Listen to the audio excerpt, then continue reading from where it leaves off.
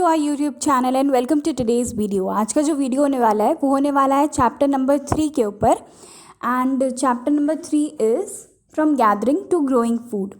पिछले पार्ट में यानी पिछले चैप्टर में हम लोगों ने देखा हंटर्स एंड गैदरर्स के बारे में कि वो लोग कैसे मतलब कौन कौन से टूल्स होते थे उनके पास, उस टाइम पे फायर होता था कि नहीं, एंड बहुत सारी चीज़ों को हम लोगों ने पिछले वीडियो में देखा। इस वीडियो में हम लोग देखेंगे कि कैसे जो उस टाइम के लोग थे वो थोड़े और एडवांस हो गए। पहले तो गैदर करते थे ना वो लोग फूड, अब वो लोग ग्रो भी करने लगे। तो ये सारी चीज़ें हम लोग इस चैप्टर में देखेंगे। तो शुरू करते हैं। एक दिन नीनू लंच कर रही थी और अपना फेवरेट फूड खा रही थी, जो कि था boiled rice, squash, pumpkin, beans and meat. उसकी ग्रैंड मदर ने स्क्वैश, पम्पकिन, बीन्स को अपने गार्डन में ही ग्रो किया था। फिर उसे अचानक से याद आया कि वो तो स्कूल ट्रिप पे गई थी मध्य प्रदेश में, जहाँ पे उसने बहुत ही हॉट एंड स्पाइसी खाना खाया था। ऐसा क्यों है? ऐसा इसलिए हुआ क्योंकि हमारे कंट्री में अलग अलग जगह पे अलग अलग फ्रूट्स, वेजिटेबल्स, ग्रेन्स, ये सारी चीज़ें उगती हैं। अलग अलग जगह पे अलग अलग टाइप के मीट्स, मिल्क वगैरह होते हैं, अलग अलग एनिमल्स होते हैं। डिफरेंट प्लांट्स जो होते हैं वो डिफरेंट कंडीशंस पे ग्रो करते हैं। जैसे कि राइस जो है उसको ज़्यादा वाटर चाहिए होता है व्हीट एंड बार्ले के कंपैरिजन में। तो ऐसा होता है। इस वजह से हमारे कंट्री के अलग अलग पार्ट में अलग अलग फूड होता है एंड अलग अलग टाइप के एनिमल्स होते हैं। लेकिन जैसे कि हम लोगों ने पिछले चैप्टर में पढ़ा, हंटर्स एंड गैदरर्स जो हुआ करते थे वो अपना फूड उगाते नहीं थे, गैदर करते थे।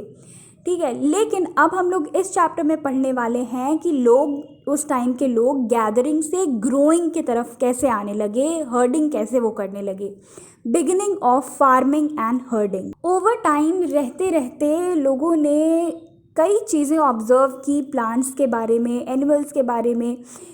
उन्होंने ऑब्ज़र्व किया कि कोई अगर एडिबल प्लांट है वो टूट के ज़मीन पे गिर गया, उसका स्टॉक जो है वो ब्रोक ऑफ हो गया, तो ज़मीन से नया प्लांट निकलने लगा। अब लोग एनिमल्स के तरफ ध्यान देने लगे थे, बर्ड्स के तरफ ध्यान देने लगे थे, प्लांट्स उगाने लगे थे, उन्हें प्रोटेक्ट करने लगे थे। अब लोग प्लांट्स उगाने लगे थे एंड उन्हें प्रोटेक्ट करने लगे थे बर्ड्स से और एनिमल्स से। और अब लोग फार्मर्स बन चुके थे। इसी तरीके से मेन, विमेन एंड चिल्ड्रन जो हैं वो एनिमल को पालना शुरू कर दिए थे। अपने शेल्टर के पास खाना रखकर उन्हें पालतू बनाना चालू कर दिए थे। एंड पहला एनिमल जो कि पालतू बना वो था वाइल्ड एंसेस्टर डॉग का। बाद में उन लोगों ने कुछ और एनिमल्स को भी पालतू बनाना शुरू कर दिया जो रिलेटिवली जेंटल, ताकि वो एनिमल्स भी कैंप के पास आके रहने लगे जहाँ पे ह्यूमन रहते थे। ये एनिमल्स थे sheep, goat, cattle and pig.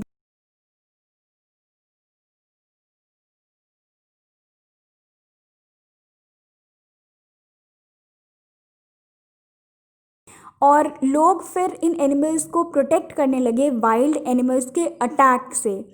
And इसी तरीके से लोग हर्डर बन, हर्डर यानी कि चरवाहा। और इस टाइम पे डोमेस्टिकेशन चालू हो गया। डोमेस्टिकेशन एक ऐसा प्रोसेस होता है जिसमें लोग प्लांट को ग्रो करते हैं एंड एनिमल को लुक आफ्टर करते हैं, उनका ख्याल रखते हैं। डोमेस्टिकेशन जो था ये ग्रेजुअल प्रोसेस था जो कि कई पार्ट ऑफ वर्ल्ड में हुआ और ये 12,000 साल पहले शुरू हुआ। आज के डेट में आप जो भी प्लांट एंड एनिमल प्रोड्यूस देख रहे हैं, जो हम यूज़ करते हैं फूड के तौर पर, ये डोमेस्टिकेशन का ही रिजल्ट है। कुछ अर्लीस्ट प्लांट जो डोमेस्टिकेट हुए वो थे व्हीट एंड बार्ले, एंड कुछ अर्लीस्ट एनिमल जो डोमेस्टिकेट हुए वो थे शीप एंड गोट। जैसे कि पिछले चैप्टर में हम लोगों ने पढ़ा था कि लोग जो थे वो एक जगह से दूसरी जगह जाते थे। कई सारे रीज़न होते थे इसकी वजह से, ताकि वो लोग अपना खाना इकट्ठा कर सके, अपना खाना गैदर कर सकें। लेकिन चूँकि अब प्लांट वो लोग खुद से ग्रो करने लगे थे, तो इस वजह से उनका न्यू वे ऑफ लाइफ शुरू हो गया। तो न्यू वे ऑफ लाइफ ये था कि वो लोग अब सेम प्लेस पे रहने लगे लंबे वक्त तक, ताकि वो अपने प्लांट का ध्यान दे सके, उन्हें वाटर दे सके, वीडिंग कर सके, एंड जो एनिमल्स एंड बर्ड्स उनके प्लांट को खाने आ रहे थे उन्हें भी हटा सके। एंड वो तब तक एक जगह पे रहने लगे जब तक वो ग्रेन जो था, जो उन्होंने लगाया था, वो राइप ना कर जाए, वो पक ना जाए।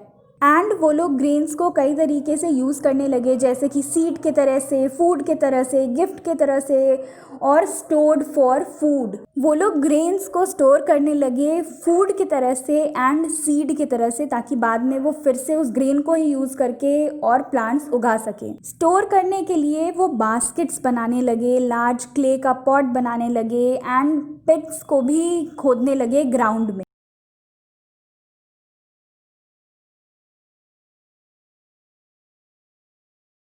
एनिमल की भी स्टोरिंग होने लगी। एनिमल खुद से ही मल्टीप्लाई करते हैं नेचुरली। वो मिल्क प्रोवाइड करते हैं जो कि इम्पॉर्टेंट सोर्स है फूड का, मीट प्रोवाइड करते हैं। एनिमल जो हैं वो रियर किए जाते हैं ताकि वो फूड के स्टोर के तरह से काम करें। Finding out about the first farmers and herders. ज़रा पेज नंबर 14 पे जो मैप है उसे देखिए। आप नोटिस करेंगे नंबर ऑफ़ ब्लू स्क्वायर्स।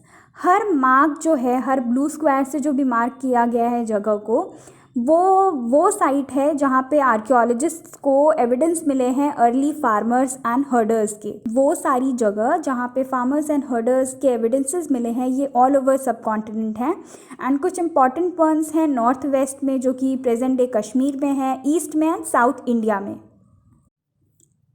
कुछ जगह पे तो बर्न्ड ग्रेन्स भी मिले हैं, यानी जले हुए अनाज भी मिले हैं, जो कि काफ़ी एक्साइटिंग फाइंड माना जा रहा है। इन ग्रेन्स को आइडेंटिफाई बहुत इजीली किया जा सकता है एंड पता लगाया जा सकता है कि कौन कौन से क्रॉप्स उस टाइम पे ग्रो किए जाते रहे होंगे। अब हम लोग इस टेबल को देख लेते हैं। इस टेबल में दिया हुआ है कि कौन कौन से ग्रेन्स एंड बोन्स किस किस एनिमल्स के किस किस जगह पे मिले हैं। तो सबसे पहले तो है wheat, barley, sheep, goat and cattle. इसके अवशेष मिले हैं मेहरगढ़ में जो कि अभी पाकिस्तान में है। राइस, फ्रैगमेंटरी एनिमल बोन्स, इसके अवशेष मिले हैं कोलदीवा में जो कि अभी उत्तर प्रदेश में है। राइस, कैटल, हूफ मार्क्स मिले हैं क्ले सरफेस पे। इसके अवशेष मिले हैं मारहागरा में जो कि अभी उत्तर प्रदेश में है। वीट एंड लेंटिल्स के अवशेष मिले हैं गुफक्राल में जो कि अभी कश्मीर में है। Wheat, lentils, dog, cattle, sheep, goat, buffalo के अवशेष मिले हैं बुरज़ाहोम में जो कि अभी कश्मीर में है। Wheat, green gram, barley, buffalo, ox, इसके अवशेष मिले हैं चिरंद में जो कि अभी बिहार में है।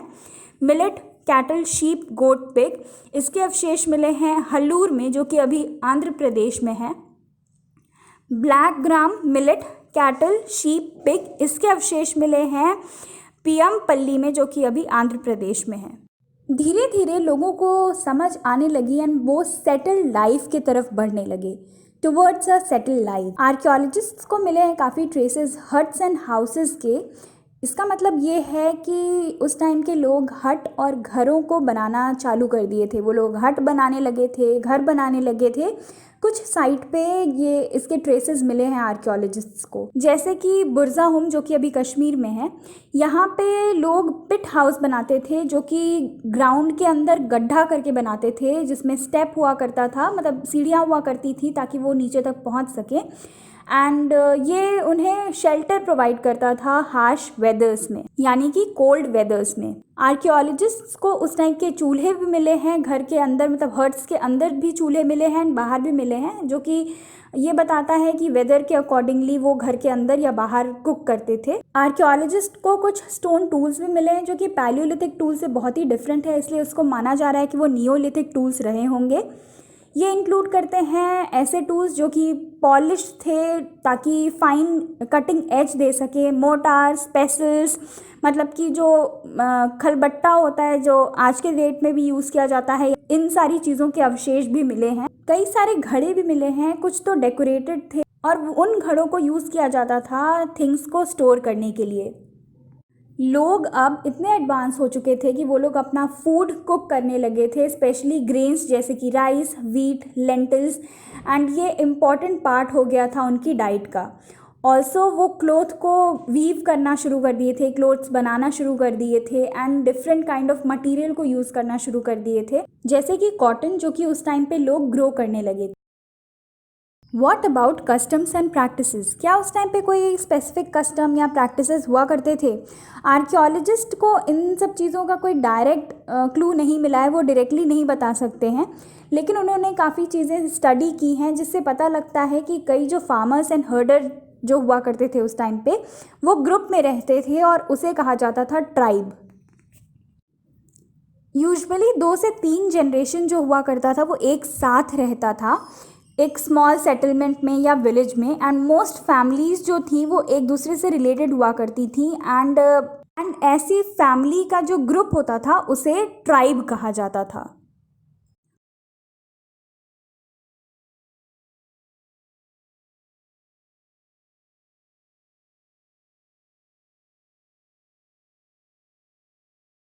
और ट्राइब के जो लोग होते थे वो ऑक्यूपेशन फॉलो करते थे, कुछ ऑक्यूपेशन को फॉलो करते थे जैसे hunting, gathering, farming, herding, fishing.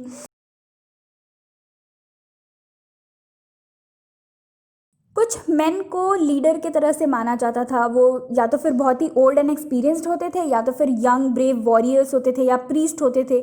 Old women जो उस टाइम पे हुआ करती थी उन्हें भी काफ़ी रिस्पेक्ट दिया जाता था क्योंकि उनके पास काफ़ी ज्ञान और एक्सपीरियंस होता था इस वजह से। ट्राइब का जो था वो कल्चरल ट्रेडिशन यूनिक होता था, रिच होता था उनका कल्चरल ट्रेडिशन, और उनका खुद का लैंग्वेज, म्यूज़िक, स्टोरी वगैरह होती थी।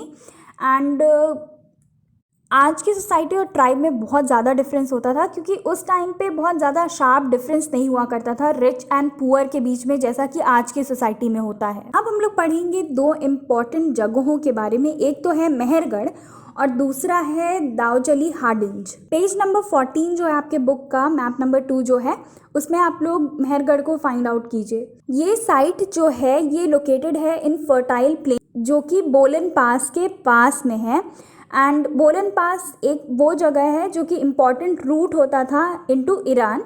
मेहरगढ़ जो है वो probably one of those places है जहाँ पे मेन एंड विमेन ने बार्ले एंड वीट को ग्रो करना सबसे पहले सीखा और शीप एंड गोट को रियर करना सबसे पहले सीखा। ये one of the earliest village है इन सारी चीज़ों को जानने के लिए।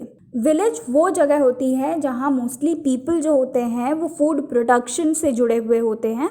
आर्कियोलॉजिस्ट ने फाइंड किया है, एक्सकेवेट किया है साइट जो कि एविडेंस देता है कई एनिमल बोन्स का जो कि अर्लीस्ट लेवल में पाए जाते होंगे। अब हम लोग देख लेते हैं कि अर्लीस्ट लेवल, लेटर लेवल, ये सारे होते क्या हैं। अब जैसे कि कुछ लोग एक जगह पे रह रहे हैं, वो लोग ओवर टाइम वहाँ पे कुछ गंदगी फेंकेंगे, एनिमल्स मर गए तो उन्हें भी फेंक दिए तो वो एक लेवल बन जाएगा। उसके बाद फिर कुछ टाइम के बाद दूसरे लोग वहाँ पे रहने आए, दूसरे लोगों ने भी कुछ गंदगियाँ उस लेवल के ऊपर फेंक दी, और फिर कुछ कैटल्स मतलब कुछ और एनिमल्स मर गए तो वो कुछ एनिमल्स मर गए तो उनको भी फेंक दिया उसके ऊपर, तो वो एक और लेवल ऊपर बन जाएगा। फिर मान लीजिए कुछ और लोग रहने आए वहाँ पे, मतलब बाद में कुछ और लोग रहने आए, वो लोग भी कुछ गंदगियाँ उस लेवल के ऊपर फेंके, कुछ कैटल्स कुछ एनिमल्स मर गए तो उसको उसके ऊपर फेंक दिया, तो वो एक और लेवल बन जाएगा। ऐसे करके एक माउंटेन टाइप का बन गया, एक टीला बन जाएगा। तो यही है लेवल सिस्टम। अर्लीस्ट लेवल जो है वो सबसे नीचे वाला लेवल है जहाँ सबसे पहले लोग रहा करते थे। तो अर्लीस्ट लेवल पे बोन्स ऑफ वाइल्ड एनिमल्स जैसे कि डियर एंड पिग, इन सब के बोन्स पाए गए हैं। लेटर लेवल पे पाया गया है बोन्स शीप, गोट का, और स्टिल लेटर और भी लेटर लेवल पे पाया गया है कैटल का बोन जो कि उस टाइम पे ज़्यादा कॉमन हुआ करता होगा। मेहरगढ़ में स्क्वायर एंड रेक्टेंगुलर घर भी पाए गए हैं और हर हाउस में 4 कंपार्टमेंट था, 4 या उससे ज़्यादा कंपार्टमेंट था, एंड कुछ को स्टोर हाउस के तरह से भी यूज़ किया जाता था। उस टाइम पे बरियल भी पाया गया है, यानी कि कोई मर गया तो उन्हें बरी भी किया जाता था, तो बरियल भी पाया गया है।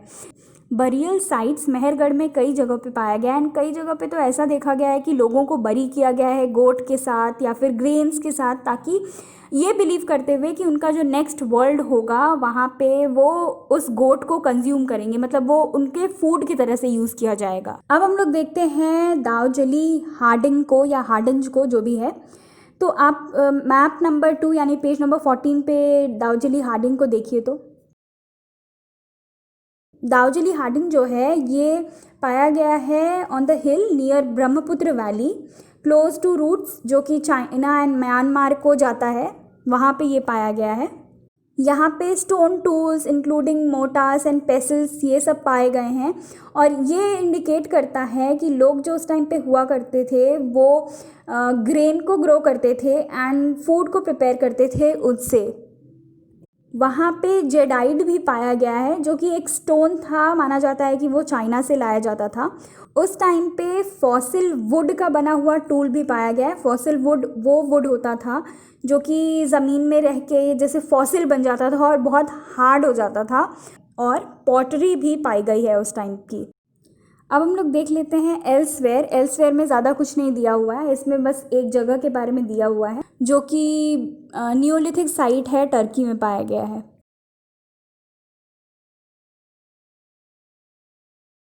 So guys this was it for today's video. कैसा लगा कमेंट सेक्शन में कमेंट करके ज़रूर बताइएगा। अगर आपको कोई भी क्वेरी, आपके मन में कोई भी क्वेरी है तो कमेंट सेक्शन में कमेंट करके ज़रूर पूछिएगा।